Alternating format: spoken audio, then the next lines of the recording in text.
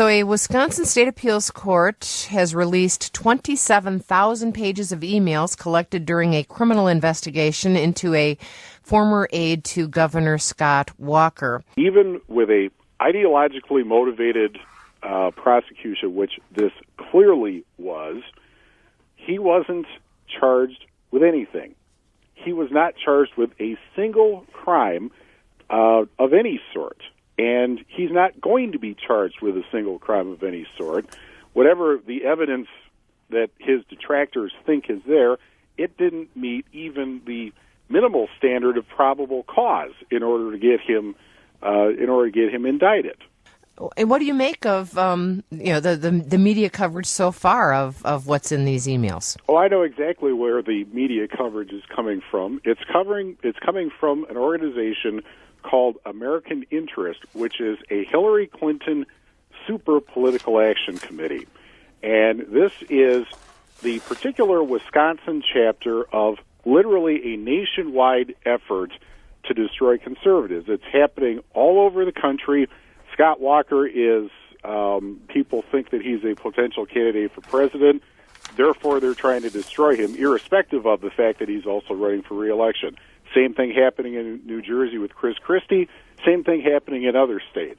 And that is exactly what is going on. And, we've already seen this in the Obama administration going after conservatives using the Internal Revenue Service to do that. I find it very interesting that Matt is interested, apparently, in convicting somebody based on evidence that would not stand up in a court of law. We used to have due process of law around here, but I guess when politics is concerned, nobody really cares about that. What do you make of the Wisconsin State Journal is, running these stories too? Well, the State Journal and first off, they are not a fan of Walker, neither is the Journal Sentinel. They have been spending 4 years essentially trying to find something. They get this 27,000 email document dump, and they're going to be looking for something because they've got too much invested over the last few years, irrespective of the fact that there have been no criminal charges filed against Scott Walker. So that's why they're doing it. They can't simply say, well, there were 6 people in his office and they were the ones who got charged, and that's it.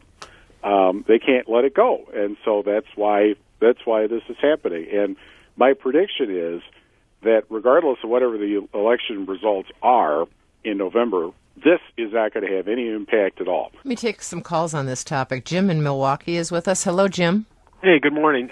This seems like a case where the one guest is just trying to convict in the press rather than in the court because it wasn't working, and he's basically saying the prosecution did not do their job. If he's not saying that, then he should just stop talking about criminally attached to all this with Walker because it's not truth. It's not reality. If it was, and the prosecution had done their job, he'd be out. Essentially what's happening now, it's perfectly obvious, is having failed in the court system, they're now trying to convict Scott Walker in the court of public opinion with the hope that they'll punch him out of office in November. We had raids of houses that resulted in no charges. We had 2 people thrown into jail in this state and ended up not being charged at all. Now, you would think that somebody who's a real fan of civil liberties would think that this was really a travesty, frankly, and I find it very revealing that people who are opponents of Scott Walker don't seem to be bothered in the least in this sort of prosecutorial abuse that's occurred here. The racist jokes that were being shared via email, that wasn't the only one. There was another one about a picture of dogs, and they were getting welfare, and they don't know who their daddy are, and that kind of thing. And he was saying that this culture begins at the top, Steve Prestegard, and he was critical of Governor Walker because of that. Really? Where are the emails that have Scott Walker passing on racist jokes? I don't believe those exist either.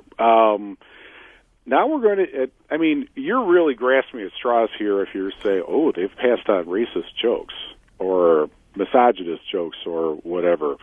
And that essentially means that you've lost the argument that these are horrible things. If all you can do is pass on, jokes. And your concluding remarks on this discussion, Steve? A Democratic district attorney did not indict. I'm not sure what the two judges' politics are, but one of them ended both of them actually ended the two John Doe investigations, more or less, with no indictments issued against Scott Walker. That is the bottom line here.